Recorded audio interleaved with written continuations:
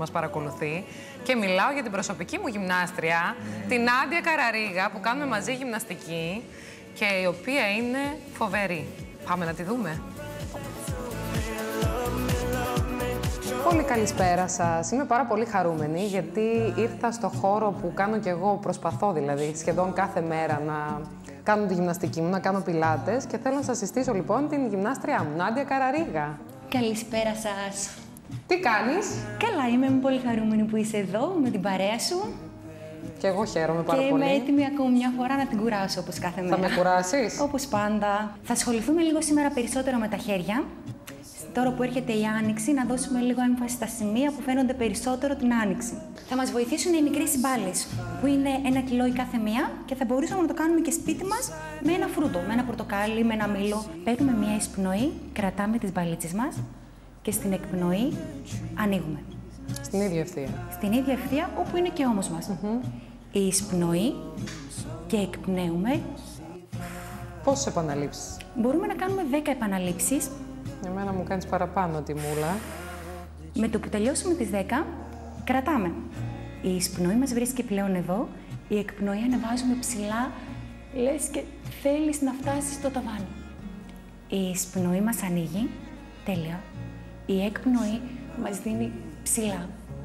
Το σώμα μας έρχεται λίγο μπροστά. Μπορούμε κυκλικά να δίνουμε πίσω τους ώμους. Και κάθε φορά που ανεβάζουμε χεράκια ψηλά, έρχεται το στήθος μας προς τα μέσα. Και υπέροχα. Έτσι, μπράβο. Ωραία.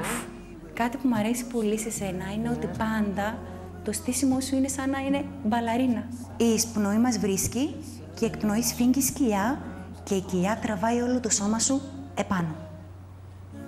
Η εισπνοή, η εκπνοή δύναμη, ανεβάζουμε.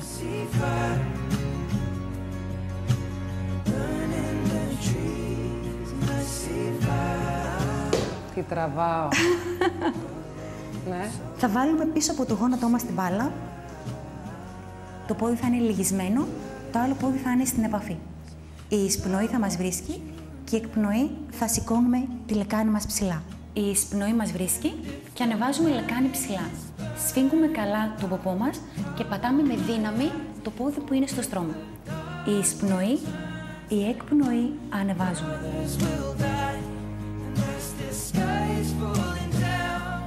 Δεν με κούρασε ιδιαίτερα, πρέπει να σας φέρνω πάντα μαζί μου, μου φαίνεται, για να μην με κουράζει. Υπάρχουν φορές που την κουράζω την καημένη περισσότερο. Αλλά για το καλό. Ναι, πάντα. Ας κάνουμε λίγο τελευταίους ραχαίους. Η εισπνοή θα μας βρίσκει και η εκπνοή θα σηκώσουμε χέρι σαν να θέλουμε να το κρύψουμε πίσω από το αυτάκι μας. Τέλεια.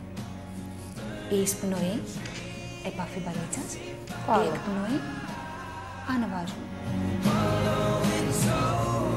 Η εισπνοή ανεβάζει, πιάνω, τραβάμε επάνω έναν κύκλο από τη μία πλευρά, μέσα. Ανεβάζει. Τέλεια. Και στην εισπνοή, ανέβασμα, τραβάμε πάνω και λίγο πίσω. Αφήνουμε λίγο το κεφαλάκι μας, τελευταίο. Για το πιλάτες έχω να πω μόνο καλά. Έχω περάσει από πολλά είδη γυμναστικής και με κράτησε τελικά το πιλάτες. Νομίζω ότι είναι και η πιο ουσιαστικός τρόπος εκγύμνασης. Ερεθίσματα πηγαίνουν σε όλο το σώμα, σε όλες τις μυϊκές ομάδες. Δεν βαριέται ο κόσμος γιατί υπάρχει μεγάλη αναλλαγή ασκήσεων. Ίσως και εσύ το έχεις παρατηρήσει αυτό μετά από τόσα χρόνια. Πιστέψτε με, ναι. Ναι. Το σώμα δεν... Εγώ να πω ότι σε σένα ήρθα, γιατί μου είχαν μείνει και κάποια κιλά από τη δεύτερη εγκυμοσύνη, είναι αλήθεια, αλλά και ήθελα λίγο πιο μεγάλη βελτίωση στο κορμί μου, το οποίο το πετύχαμε μαζί.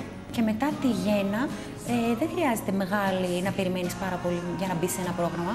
Υπάρχει και το βάρος του μωρού που πρέπει να το έχεις σαν καλίτσα.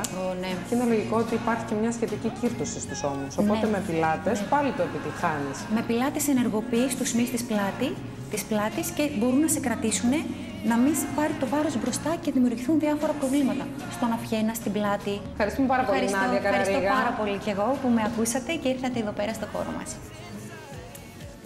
Το αγαπώ αυτό το κορίτσι. Να πει στην Νάντια να έρθει εδώ στο κέντρο, να βγει ένα χώρο να μας κάνει όλους ένα therapy group.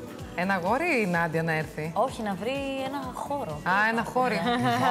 Εγώ το μυαλό μου εδώ πέρα, τι άκουσα και τι αυτιά. Προς το τέλος πάντως είδα να δυσκολεύεσαι λίγο να μιλήσεις.